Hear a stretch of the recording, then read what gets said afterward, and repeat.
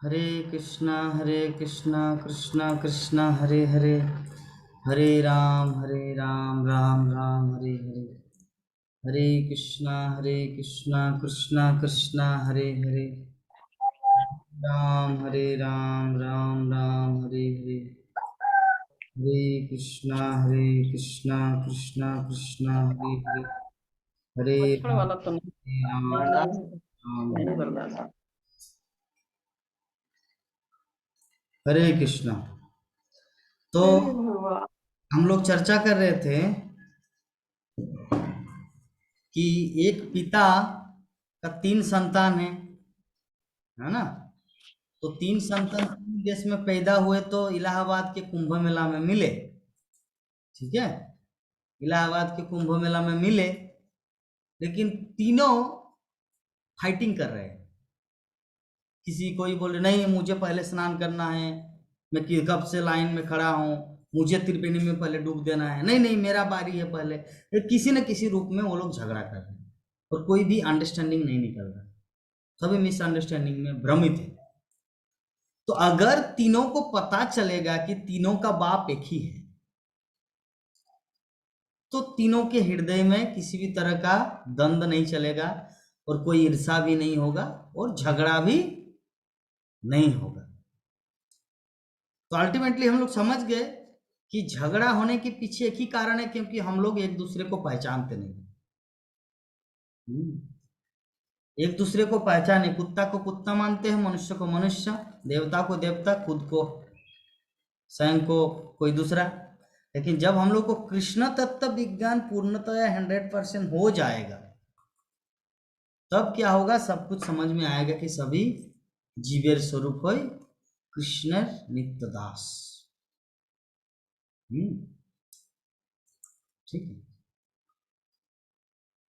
तो सत्य की प्रतिमूर्ति अर्थात महाराज युधिष्ठिर, युधिष्ठिर महाराज ये उदाहरण प्रस्तुत कर रहे जगतवासियों के सामने कि भारत के लोग राम राज्य की लालसा करते हैं, क्योंकि भगवान राम आदर्श राजा थे और भारत के सारे राजा या सम्राट पृथ्वी पर जन्म लेने वाले प्रत्येक प्राणी की संपन्नता के लिए विश्व के भाग्य का नियमन करते थे। हर कोई चाहते कि राम का राज्य स्थापित हो, राम राज्य चाहते हैं, लेकिन राम को नहीं चाहते, सीता को चाहते। रावण ने क्या किया था, सीता को अपनाए, राम को ठुकराए। तो क्या हुआ अंतिम परिणाम, जल के राख हो गया, एवरीथिंग इज फिनिश, सब कुछ समाप्त हो गया। ठीक है। तो इस उदाहरण के माध्यम से हम लोग को जो सीखना है, जो समझना है कि इस पूरे विश्व में शांति अगर लाना है, श्रील प्रभुपाद हम सबको जो बताना चाह रहे हैं तात्पर्य जी के माध्यम से, संसार में अगर शांति लाना है तो व्यक्ति को कृष्ण तत्व विज्ञान को सीखना है। एक परिवार से शुरू करना है, फिर पूरे ब्रह्मांड में फैलेगा। खुद के परिवार में अगर कृष्ण भक्ति जीवन में लाया जाए तो वो परिवार में शांति का वातावरण फैल जाता है। हम लोग देखते हैं ना कि परिवार में कलह क्यों होता है, परिवार में कलह क्यों होता है, सेम फिलोसॉफी, जो फिलोसॉफी आप लोग को बताया कि एक लड़का अमेरिका का, एक ऑस्ट्रेलिया का, एक इंडिया का है, बाप के बारे में पता नहीं कौन मेरा बाप है। ठीक है, इसीलिए झगड़ा होता है। तो उसी प्रकार परिवार का जो मालिक, अगर हम हमारे परिवार में अगर लड्डू गोपाल अर्थात भगवान श्री कृष्ण अगर परिवार के मालिक हो, तो हम सब कौन है, तुच्छ दास। कोई दास है तो कोई दासी है। तो ये भावना जब हमारे हृदय में आएगा तो क्या परिवार में अशांति या क्लेश का कोई प्रश्न है, बताने की कृपा करें। क्लेश है, क्लेश होगा, नहीं होगा। क्लेश नहीं। क्लेश इसीलिए होगा क्योंकि घर की पत्नी समझ रही कि मैं मालकिन हूं, घर का पति समझ रहा है कि मैं मालिक हूं, घर का लड़का लंदन से पढ़ाई करके आए हैं, और उनका पिताजी गांव वाला है, इसीलिए वो सोच रहे कि मैं मालिक हूं। घर की बेटी वो सोच रहे कि मैं मालकिन हूं, क्योंकि मैं मुंबई फिल्म इंडस्ट्रीज में हीरोइन का रोल हीरोइन का रोल निभाती हूँ, इसीलिए सारे जगत के लोग मुझे बेस्ट हीरोइन के रूप में, एक्टर के रूप में जानते हैं। तो सारे जगत के लोग जब मुझे जानते हैं, इतना उच्च उच्च आसन मतलब सम्मान देते हैं, तो मेरे घर में सम्मान क्यों नहीं मिलेगा? That means I am a मालकिन, मैं घर की मालकिन हूं। तो बेटी समझ रहे मैं मालकिन, बेटा समझ रहे मैं मालिक, क्योंकि मैं लंदन से पढ़ाई करके आया। पिता समझ रहे कि मैं मालिक, क्योंकि मैंने ही ये सब क्रिएशन किया। दो बच्चे हुआ कहाँ से? मैंने शादी किया तब तो लड़की को लाया, पत्नी बनाया, फिर एक बच्चा बच्ची हुआ। मेरे माता पिता मालिक नहीं है, वो पति सोच रहा है, वो बूढ़ा बूढ़ी हो चुका है, तो बूढ़ा बूढ़ी सोच रहे कि मैं मालिक। क्यों? क्योंकि मैं सबका आदि हूं, हम आदि ही। तो बूढ़ा सोच रहे मैं मालिक हूँ, बूढ़ी सोच रहे मैं मालिक हूँ, घर का पिता सोच रहे कि मैं मालिक हूँ, घर की माता सोच रहे मैं मालिक हूँ, मालकिन हूँ, और घर की लड़की सोच रहे कि मैं मालकिन हूँ, और घर का लड़का सोच रहे मैं मालिक हूँ। तो 6 व्यक्ति का 6 फिलोसॉफी। तो क्लेश इसलिए हो रहा है। तो क्लेश को दूर करने का उपाय क्या है? कि घर का मालिक Krishna, you are me, all are servant of Krishna. घर का मालिक कृष्णा है, हम सब, कोई दास है तो कोई दासी है, कोई नौकर है तो कोई नौकरानी है। ये अंडरस्टैंडिंग जब तक हमारे फैमिली में, हमारे परिवार में नहीं होगा, तब तक क्लेश और अशांति होता ही रहेगा। क्लेश और अशांति का ही कारण है। तो ये तो सिर्फ परिवार के, तो इसको यूनिवर्सल रूप में भी लागू किया जा सकता है। इसीलिए भगवान श्री कृष्ण बोले कि भोक्तारम जग्ग तपसांग सर्वलोक महेश्वरम सुहृदम सर्वभूतानां गात्तामां शांति मृच्छति। मैं कौन हूं? भोक्ता। भोक्ता मतलब मालिक, मतलब पुरुष। और यज्ञ तपसांग, यज्ञ मतलब समस्त संसार में कोई भी कार्य है, सब कार्य का अल्टीमेट गोल, लक्ष्य मैं हूं। भोक्तारम यज्ञ तपसांग सर्वलोक महेश्वरम, ये जितने सारे ब्रह्मांड है, not only Himalaya, Nepal, Bharat, Jharkhand, Madhya Pradesh, Bhutan, Kathmandu, America, Thailand, Australia, not only one पृथ्वी, सर्वलोक, पृथ्वी, मंगल, चांद, सूर्य, तारा, जितने सारे हैं, सर्वलोक महेश्वरम, सबका मालिक है कौन? कृष्ण। सबका मालिक कौन है? अखिल विश्व ब्रह्मांड के मालिक कृष्ण। तो पहले परिवार का उदाहरण दिया, अभी यूनिवर्सल के रूप में दे रहा हूं। तो भगवान श्री कृष्ण बोले कि अगर कोई मुझ कृष्ण को परमेश्वर मानता है, सुहृदम सर्वभूतानाम, जो ये जानते हैं कि मैं कृष्ण सबका सुहृद हूं, सबका शुभचिंतक हूं, तो क्या होगा? गाता मांग शांति मृच्छति। तो जो ये जान लेता है, जो ये जान पाएगा, तो वो शांति को प्राप्त कर पाएगा। ठीक है, कितना सुंदर फिलोसॉफी है। तो इसको कहा जाता है कृष्ण तत्व विज्ञान। ठीक है, कृष्ण तत्व विज्ञान। तो संसार में शांति प्राप्त करने के लिए कृष्ण तत्व विज्ञान को सीखना है, यूनिवर्सल रूप में भी और अपने परिवार में भी, क्लेश और अशांति से बचने के लिए। सब कुछ क्लियर हो रहा है ना? सरल भाषा में समझ पा रहे हैं सभी कि युधिष्ठिर महाराज जो फिलोसॉफी अपनाए थे और उन्होंने पूरे विश्व को जो शांति दिया था, तो वही फिलोसॉफी श्रील प्रभुपाद हम सबको बोलना चाह रहे हैं। अगर वो फिलोसॉफी अपनाएं अपने जीवन में, तो हमारे परिवार में भी शांति संपन्नता छाएगा और पूरे विश्व का भी कल्याण संभव है।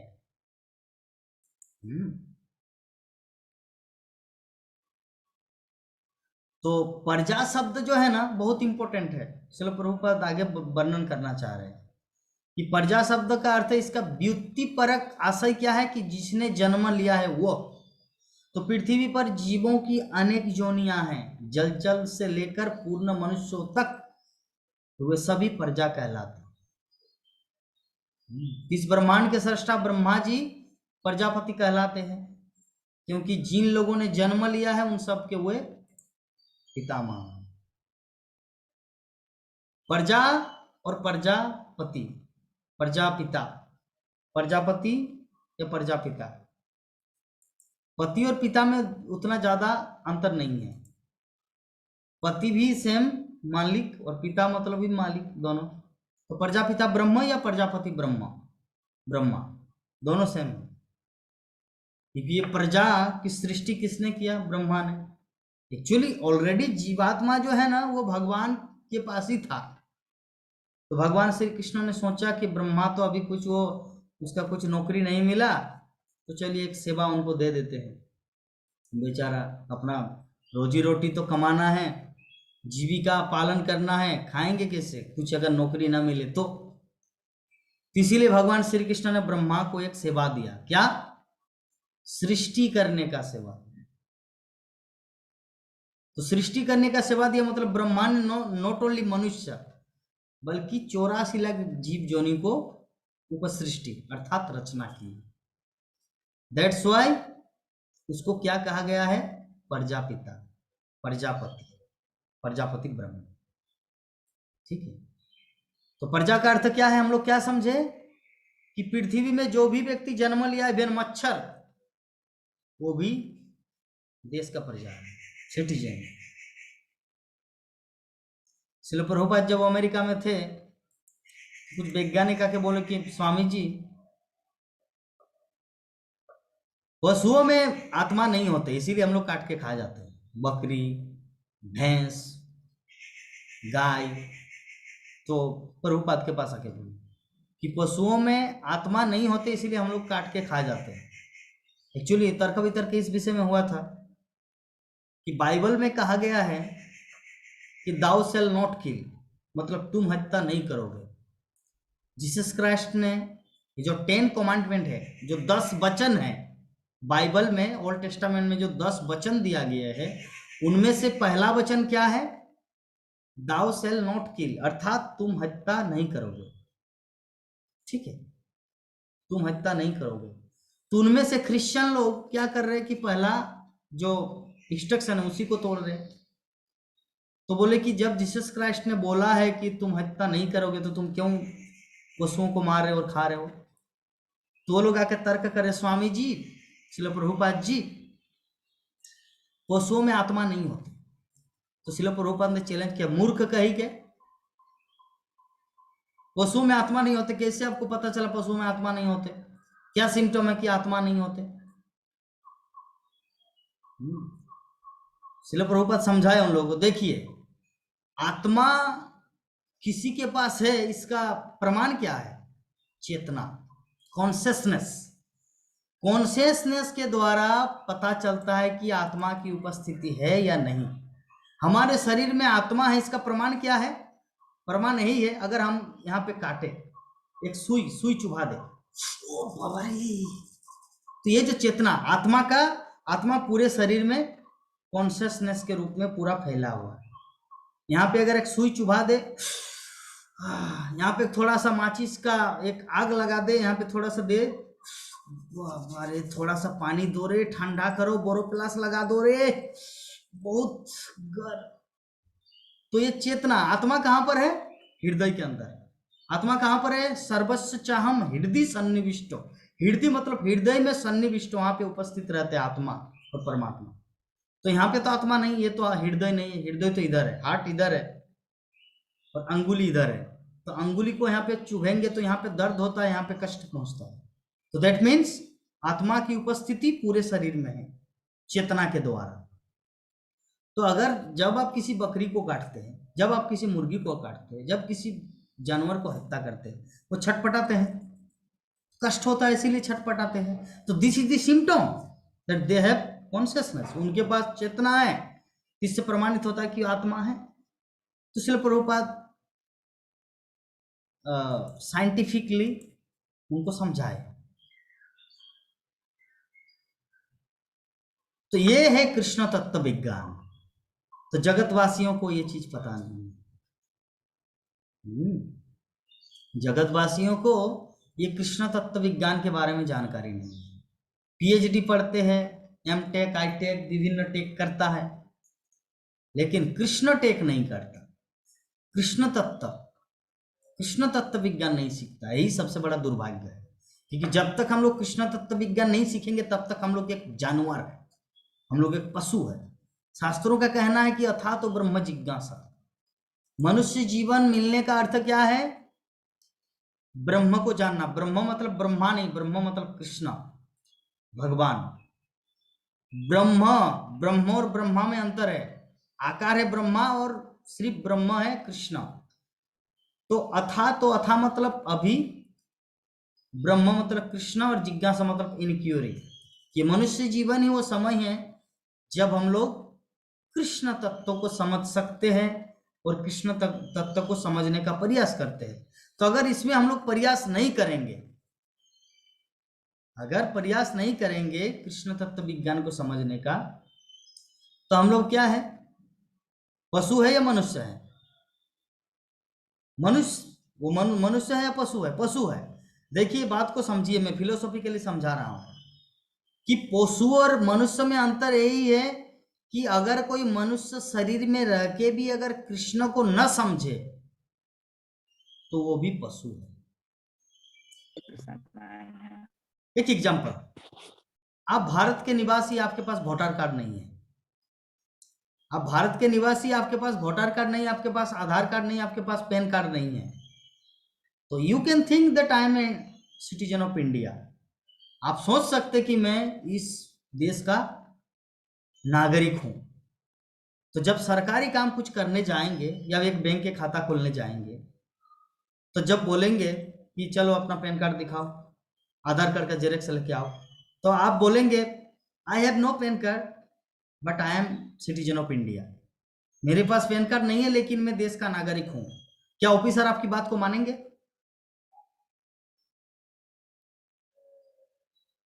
नहीं मानेंगे। नहीं पर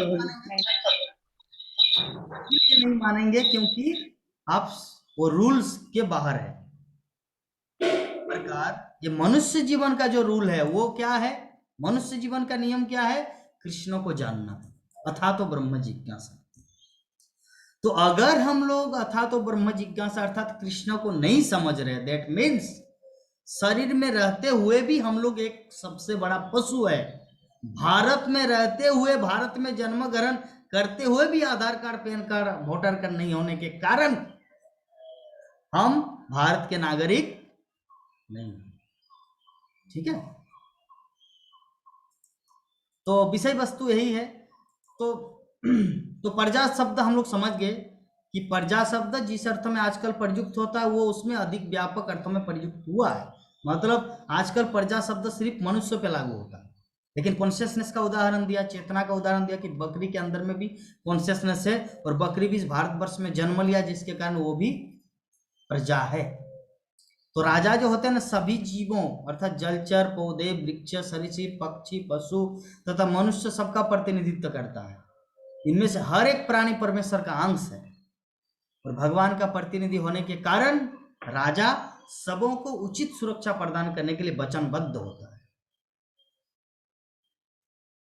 जब कोई प्रेम या जब कोई शादी करता है ना, तो सभी जन समुदाय के सामने या ब्राह्मण के सामने या यज्ञशाला के सामने वो वचन लेता है, एग्रीमेंट करता है कि मैं आज से इस लड़की का उत्तरदायित्व लेता हूं।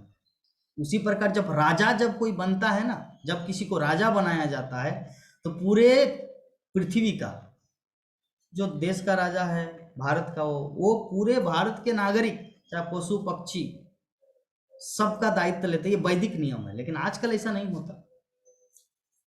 ये वैदिक नियम है कि जब कोई राजा बनते हैं तो उनको इस तरह एग्रीमेंट करवाया जाता था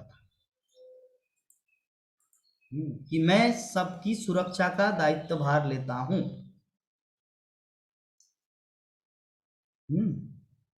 एक पशु पक्षी से लेकर मनुष्य तक सबकी सुरक्षा का दायित्व भार लेता हूँ। क्योंकि एक चीज आप लोग सोचिए, राजा का इम्पोर्टेंस क्या है, उनका महत्व क्या है। अभी वर्तमान में राजा अच्छा राजा नहीं, इसलिए तो इतना गाय हत्या हो रहा है ना, गो हत्या हो रहा है, ये सुन नॉट। वो भी पशु है, लेकिन राजा अलाउ कर रहे हैं।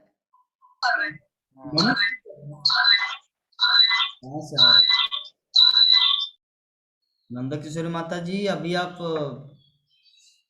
साउंड को क्लिक नहीं करना, क्योंकि आप दोनों एक साथ है, संध्या माता जी और आप तो दोनों एक साथ में मोबाइल है ना, इसीलिए आवाज आप लोगों का वज्र जैसा आ रहा है, इसलिए एकदम ऑफ रखना है।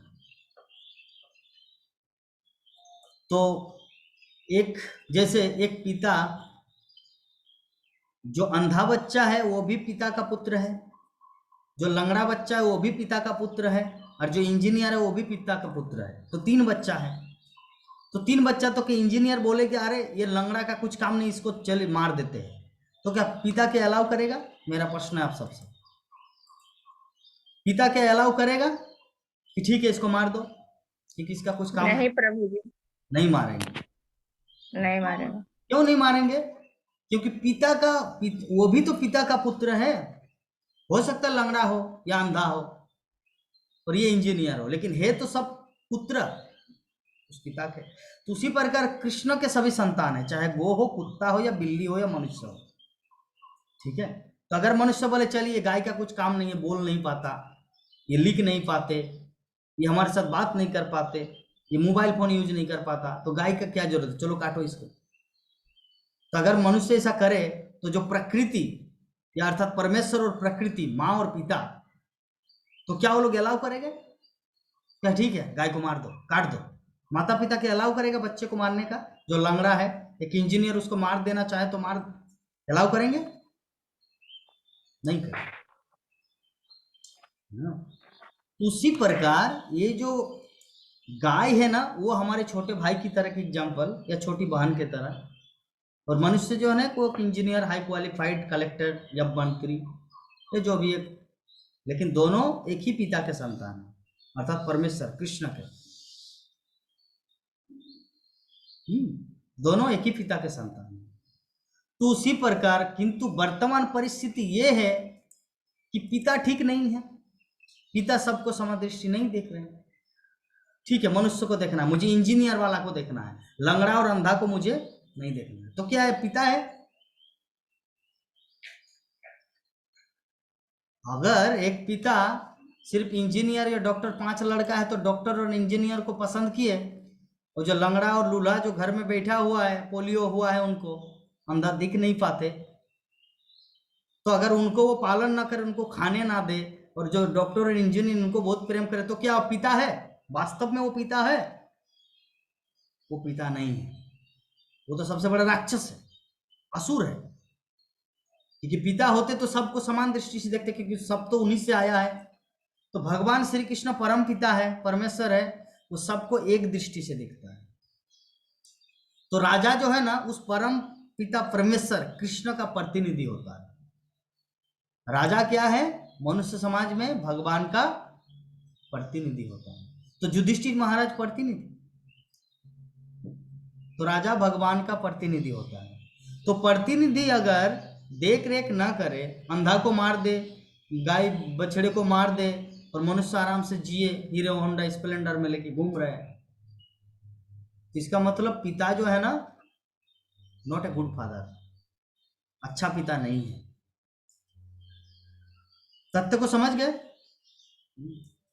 तो युधिष्ठिर महाराज के काल और आज के काल में कितना अंतर है, आप लोग विचार कीजिए कि युधिष्ठिर महाराज के काल में क्यों हर कोई रहना चाहते थे, क्योंकि उस समय सभी अपने आप को सुरक्षित बोध करते थे।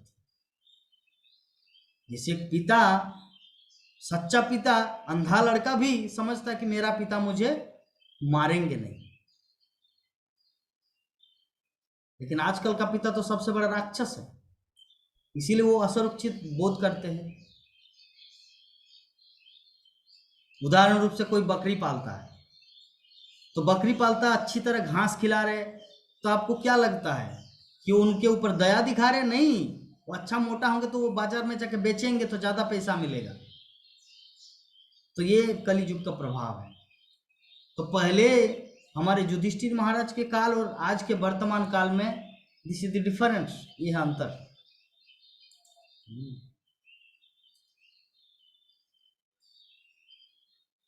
ठीक है।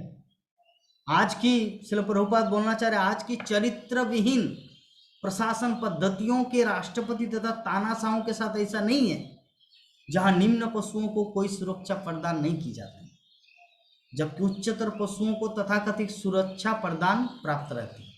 श्रील प्रभुपाद क्या बोलना चाह रहे हैं कि निम्न पशु मतलब गो, सियाल, बकरी, भेड़, कुत्ता, बिल्ली, और उच्च पशु मतलब मनुष्य, हम सब। तो आजकल के राजा, राष्ट्रपति, प्रधानमंत्री सिर्फ मनुष्य, उच्च पशु को सम्मान दे रहे और निम्न पशु को इग्नोर कर रहे, उनको काट रहे। लेकिन एक महान विज्ञान है जिसे कृष्ण तत्व जानने वाले सीख सकता है। किंतु जो कृष्ण भावना भावित है, अर्थात जो इस्कॉन जीवन में आए, अर्थात कृष्ण तत्व विज्ञान को जिन्होंने समझा, जो कृष्ण तत्व विज्ञान को समझा, वो क्या करेंगे, वो कृष्ण के विज्ञान को समझकर कोई भी विश्व का पूर्णतम व्यक्ति बन सकता है। और जब तक मनुष्य को इस विज्ञान तत्व का ज्ञान नहीं होता, तब तक शिक्षा द्वारा अर्जित सारी उपाधियां तथा स्नातकोत्तर पीएचडी सब व्यर्थ है, निरर्थक है। सब निरर्थक है। तो जो बोलने का भाव है कि जो महाराज युधिष्ठिर इस कृष्ण तत्व विज्ञान को भली भांति जानते थे। महाराज युधिष्ठिर ये जो कृष्ण तत्व विज्ञान जिसके पास है, वो दूसरों को उपकार कर सकता है, खुद का भी जीवन का उद्धार कर सकता है। लेकिन जिसके पास कृष्ण तत्व विज्ञान नहीं, वो अगले जीवन में नरक जाएगा।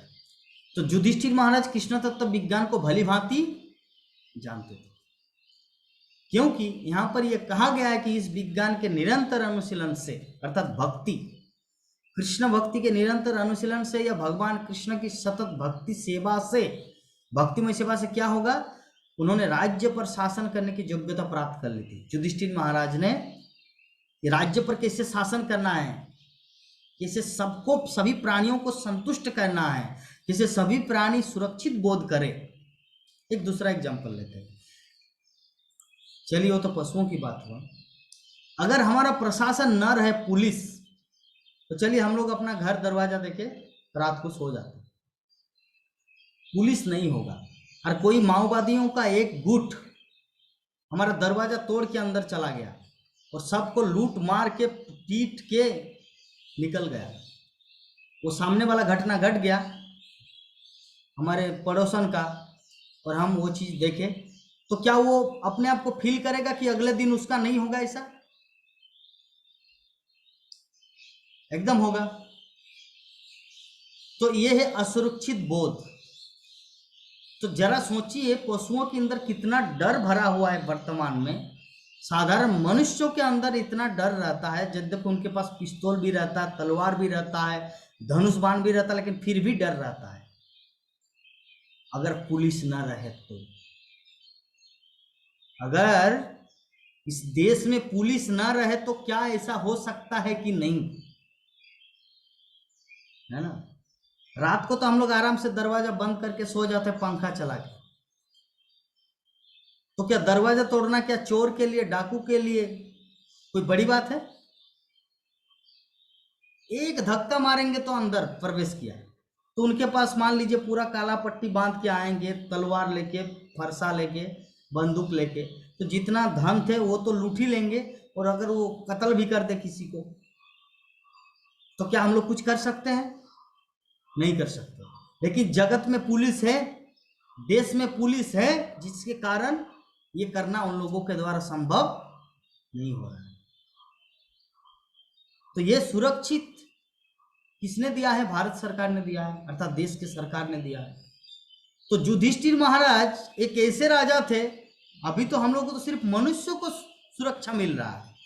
युधिष्ठिर महाराज के काल में एक चींटी से लेकर हाथी तक, मनुष्य तक, सबको ये सुरक्षा प्रदान था। इसीलिए हर कोई युधिष्ठिर महाराज के राज्य में या भगवान राम के राज्य में रहना चाहते थे। क्लियर हुआ? चीज को समझे कि युधिष्ठिर महाराज का राज्य कैसा था, राम के राज्य कैसा था। एक चीज जो अभी जो उदाहरण देके आप लोग को समझाए कि अगर देश में अगर पुलिस न रहे तो हम लोग रात में नींद नहीं आएगा कि कब आके बाबा घूस करके गोली मार देंगे और फिनिश। लेकिन जगत में पुलिस है जिसके कारण हम लोग सुरक्षित है। तो ये सिर्फ मनुष्य पे लागू होता है, वर्तमान सरकार, वर्तमान जो राज्य शासन है।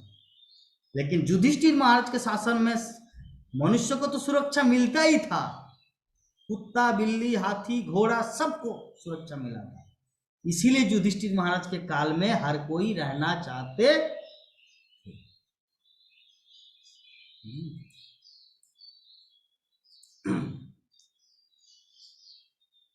तो कभी कभी यहाँ पे बताया गया है कि कभी कभी पिता अपने पुत्र पर अनावश्यक रूप से निर्दयी होते दिखता है, लेकिन इसका अर्थ यह नहीं होता कि पिता ने पिता होने की योग्यता खो दी है।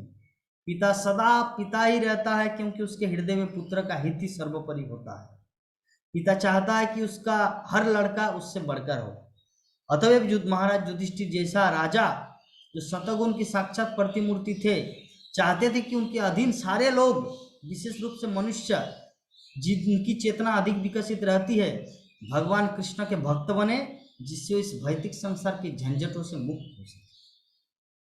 युधिष्ठिर महाराज के राज्य में और एक दूसरा क्वालिटी श्रील प्रभुपाद यहाँ पर वर्णन कर रहे हैं कि एक पिता क्या चाहता है कि उनका लड़का उससे भी बढ़कर हो। तो राजा अगर पिता समान है तो नागरिक पुत्र है। तो युधिष्ठिर महाराज की इच्छा क्या था कि वो तो कृष्ण का भक्त है ही, कृष्ण तत्व विज्ञान को तो जानते हैं ही, बल्कि उनकी इच्छा ये था कि संसार के जितने सारे जीव हैं, अर्थात जो मनुष्य जो उच्च चेतना प्राप्त किए है, वो कृष्ण के भक्त बने। ये युधिष्ठिर महाराज की इच्छा। देखिए युधिष्ठिर महाराज के राज्य में क्या क्या फैसिलिटी था। अभी हम लोग कोई बोल सकते प्रभु जी उस समय वाईफाई नहीं था, घर में सोलार नहीं था, बिजली नहीं था। अभी कोई बोल सकते हैं? हाँ, प्रभु जी उस समय वृद्धा पेंशन नहीं था, घर वो राशन नहीं दिया जाता था, चाल गेहूं नहीं मिलता था, और कोई इस तरह बोल सकते हैं। लेकिन उस समय जो था ना, आजकल के कलियुग के प्राणी वो कल्पना भी नहीं कर सकते। जिस एग्जाम्पल के रूप में हम अपने जीवन में, चलिए एक मेटेरियल एग्जाम्पल देते हैं। अपने जीवन में 1 रुपया में इतना बड़ा आलू चप मिलता था। अभी मायापुर में एक आलू चप का दाम 10 रुपया है।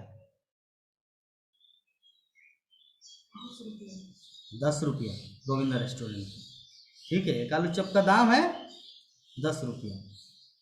तो 1 रुपया में इतना बड़ा मिलता था। और जब हम छोटे बच्चे थे तो हमारे जो नाना नानी वो लोग बोला करते थे, अरे 10 पैसा ले जाते थे मेला में, इतना सारा भावरा मिल जाता। भावरा मतलब बता रहे आप लोग, भावरा मतलब होता है जैसे बेसन से आलू चप बनाया जाता है, तो बेसन से, जैसे जिलापी होता है ना, जिलापी, तो बेसन से ऐसे जिलापी की तरह घुमाया जाता है, उसको कहते हैं भावरा।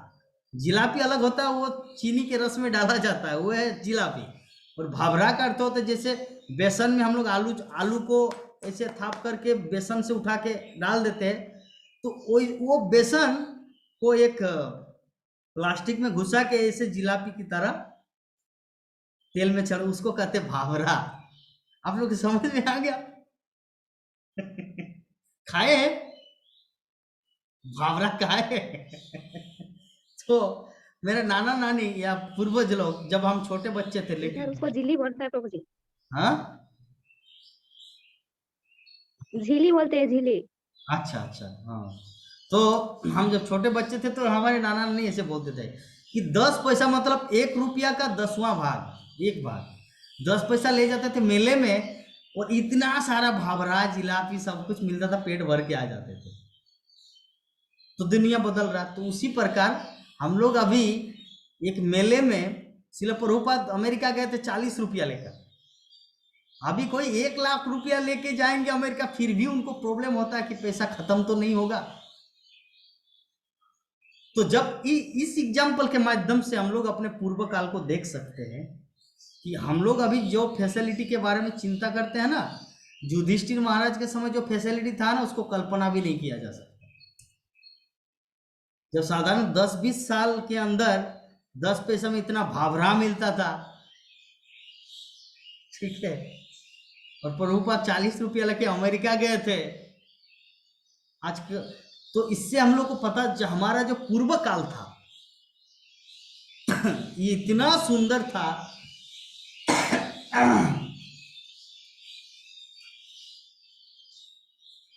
हम लोग कल्पना भी नहीं कर रहे, ठीक है। We can not imagine but what type of time we are passing.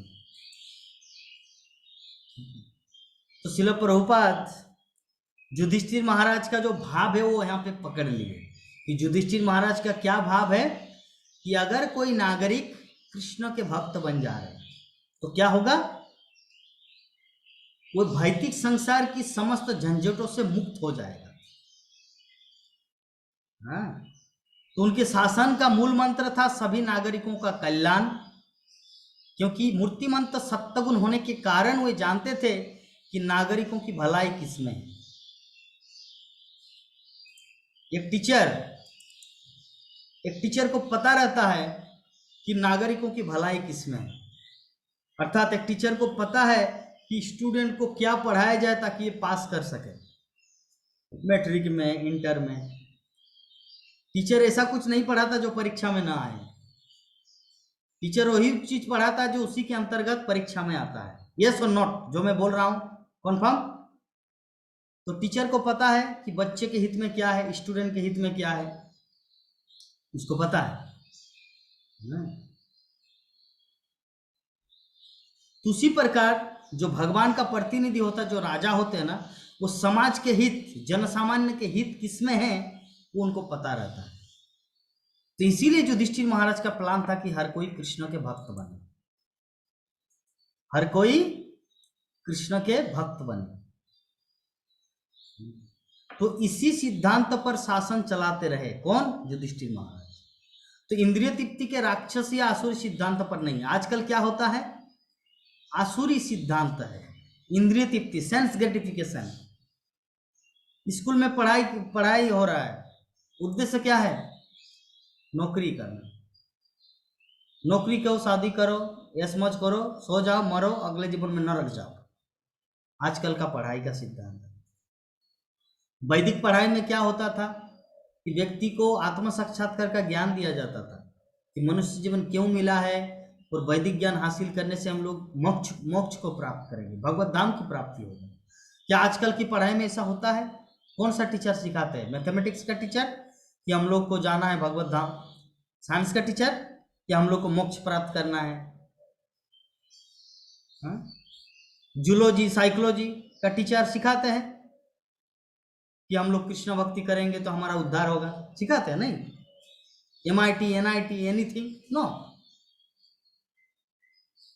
तो पूर्व काल के शिक्षा और आज के शिक्षा में ये अंतर है। तो कलि युग का प्रभाव, तो इससे हम लोग को और पता चलेगा कि चलना चाहिए कि देखिए युधिष्ठिर महाराज का जो शासन, किस तरह का शासन, कि जनता के हित में युधिष्ठिर महाराज क्या क्या नहीं किए। आदर्श राजा के रूप में उनकी कोई निजी आकांक्षा नहीं थी। युधिष्ठिर महाराज का अपना कोई पर्सनल मोटिवेशन, अर्थात पर्सनल क्या बोलते हैं उसको, आकांक्षा को क्या बोलते हैं, डिजायर, पर्सनल डिजायर, खुद की इंद्रिय तृप्ति की कोई वांछा नहीं थी, क्योंकि उनकी सारी इंद्रियां सदा परमेश्वर की प्रेममयी सेवा में लगी रहती थी, जिसमें जीवों की आंशिक सेवा सम्मिलित है।